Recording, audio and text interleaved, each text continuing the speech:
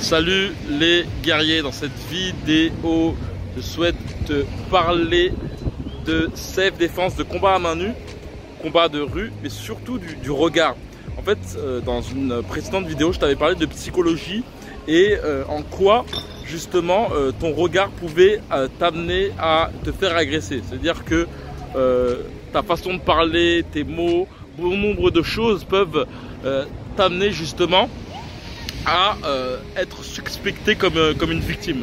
Tes agresseurs sont globalement des prédateurs et comme tout prédateur dans le monde animal, un prédateur lorsqu'il fait face à une potentielle proie, eh ben, il juge de la dangerosité, il juge aussi du ratio dépense d'énergie et résultat, parce que globalement imagine un guépard allant courir à chaque fois face à des proies trop rapides pour elle, et ben globalement elle risque globalement de d'une part de se fatiguer et d'autre part de mourir. Et donc c'est la même chose aussi en self-défense. Il est important pour toi d'avoir une posture, d'avoir une façon d'être qui montre que tu as une certaine confiance en toi, d'où l'importance de globalement faire des sports de combat. Ça c'est clair et net. Malgré le fait que le but n'est pas de faire le zinzin dans la rue, mais simplement d'avoir une estime de toi et de comprendre que tu as des outils pour pouvoir te défendre. D'ailleurs, je voulais te dire que dans la description, il y a un lien qui te permettra d'avoir plus de renseignements sur un camp de boxe qui aura lieu à Rio de Janeiro pour te permettre de développer tes instincts de combattant. Le fer de lance de ce bootcamp, c'est les contre-attaques. La mobilité, mon but aussi c'est de te permettre d'avoir une meilleure mobilité, que ce soit au niveau du buste, au niveau de ton jeu de jambes, mais aussi dans ton corps en termes généraux, qui est globalement le meilleur moyen pour toi d'avoir une flexibilité et de te permettre de mieux contre-attaquer tes adversaires. Et le contre, globalement, c'est le meilleur moyen de mettre KO son adversaire. 70% des KO sont principalement faits grâce aux contre-attaques. Donc si tu souhaites avoir plus de renseignements sur ce bootcamp, je te conseille de cliquer dans la description en bas, dans le premier lien, tu verras justement tous les renseignements sur ce fameux bootcamp. Je t'avais dit dans une précédente vidéo, je t'avais parlé de l'importance du regard, et même je t'avais mentionné le fait que bien souvent un prédateur, un agresseur prédateur faisait en sorte d'aller dans ta zone privée une première fois, sortir et rentrer une deuxième fois pour voir justement ton jugement.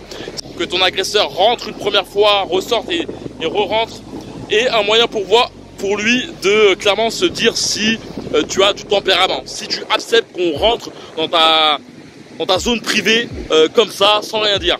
Ça c'est vraiment un bon point, toujours faire en sorte que d'éviter à tout prix qu'une personne rentre dans ta zone privée, surtout dans des lieux où tu ne te sens pas forcément bien, même lorsqu'une personne paraît plus ou moins sympathique, mais c'est le sorte de sympathique narquois, tu vois.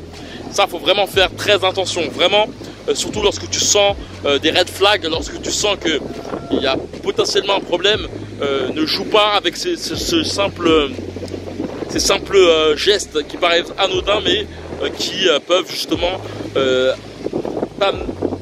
justement amener ton adversaire à prendre plus la confiance. En fait, ton agresseur, lui, ce qu'il veut, c'est simplement avoir plus confiance en lui en allant vers toi. Je pense que agresser une personne inconnue, c'est comme draguer une meuf. C'est-à-dire que globalement, il faut qu'il y ait une certaine confiance. Et donc ça, c'est les points que je disais. Et par rapport à la baston, je te dirais que c'est comme en boxe. C'est-à-dire que bien souvent, on peut avoir cette tendance à essayer de tout le temps regarder les yeux de son adversaire. Là je te parle de combat de rue, hein, et même de combat de boxe, pour moi c'est la même chose. C'est-à-dire que il n'y a aucune utilité de regarder les yeux de ton adversaire lorsque tu combats en termes. Là on parle du combat en lui-même. Il n'y a aucune utilité que tu regardes ses yeux. Je te conseillerais de te focaliser sur sa gorge. Regarde sa gorge, parce que sa gorge peut te permettre de regarder tout son corps. En fait, il faut que tu aies une capacité à avoir une vision ouverte et non focaliser uniquement sur la gorge. Lorsque tu fixes ses yeux, en fait, tu es plus absorbé par ses yeux et donc tu vas avoir cette tendance à ne pas voir d'autres choses. focalise-toi sur la gorge, ce qui te permettra de pouvoir voir le bas de son corps, mais aussi sa tête. Et ce que je faisais en boxe anglaise, globalement, moi je te dis, en boxe anglaise, je regardais que la gorge de mes adversaires, que le plastron. Et par la suite, globalement, lorsque je mettais une bonne frappe à n'importe quel endroit, surtout lorsque je sentais que mon adversaire avait mal, je regardais ses yeux. C'est à ce moment-là que je regardais ses yeux. Et bien souvent, en fait, lorsque tu regardes les yeux, tu peux voir si le coup a fait mouche ou pas. Et donc, ça c'est vraiment clairement les points que je voulais te partager. C'est que lorsque tu es en mode combat, lorsque tu es vraiment en mode combat, ne cherche pas à regarder les yeux. Aucune utilité de regarder les yeux. Donc, aussi je voulais te dire qu'avant de terminer cette vidéo, il y a un camp de boxe qui aura lieu à Rio de Janeiro. C'est un camp de 10 jours. Lorsque tu peux voir là actuellement, je suis dans l'une des grosses plages de Rio de Janeiro. On a peut-être l'occasion de justement s'entraîner ici. Le but est de te permettre d'avoir plus de répondance sur le ring, de plus cogiter lorsque tu combats. Ça, on peut beaucoup l'avoir, par exemple, lorsqu'on fait face à l'adversaire qui rentre dedans, qui est un rentre dedans. On peut aussi l'avoir aussi lorsqu'on prend une grosse baigne. Lorsqu'on se prend une baigne, on réfléchit sur plein de choses. On peut avoir aussi cette tendance aussi à se sous-estimer.